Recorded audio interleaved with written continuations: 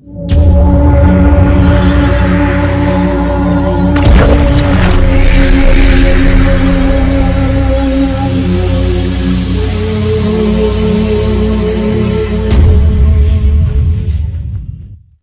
welcome to our help guide on removing and replacing the divertor core. So here we have our shower valve.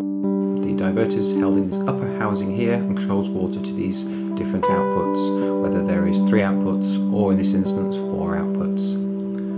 So at the top end here, which is the selector for the different outputs of the water in your shower, first of all we need to remove the chrome dial knob sticking on the side, which simply unscrews, and then using a 2.5mm Allen key, rotate it half a turn and remove the chrome dial.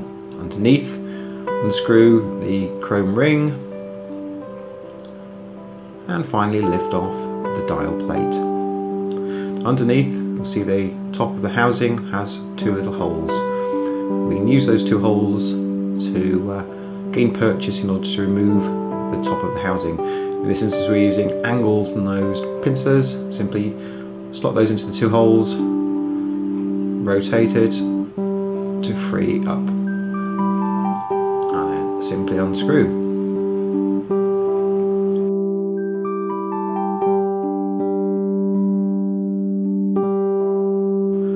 And there inside we have our divertor core.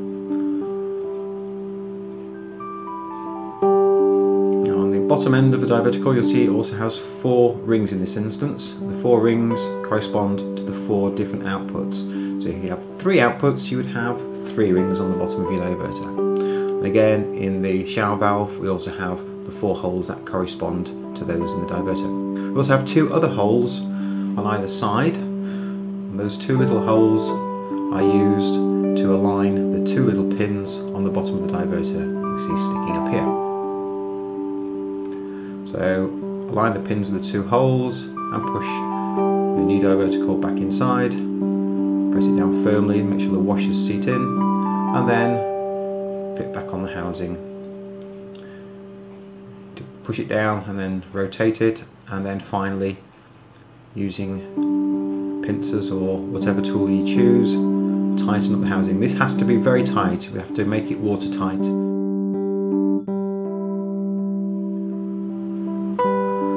Obviously, if you were putting the shower valve back in at this point into your shower, then you would do so before following the next stage. But in this instance, we're going to put our dial plate on. The dial plate needs to be put on the correct way around to make sure that each different icon on the plate corresponds in alignment to the outputs. And then finally the chrome ring to hold the dial plate in place.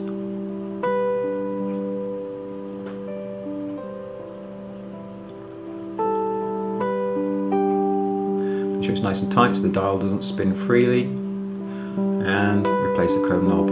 Now when we put the chrome knob on, we need to ensure that it also points correctly to the icons.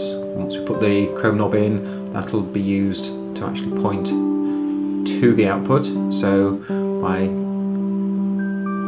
aligning it up, you just lift it off, rotate it around until the hole on the side points to each icon, and you'll feel it lock into place. Finally, tighten up the grub screw inside and fit the chrome lug. And there we have it.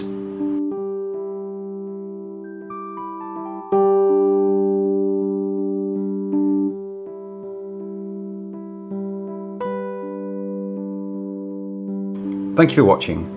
Don't forget to check out our YouTube channel where you'll find more useful help guides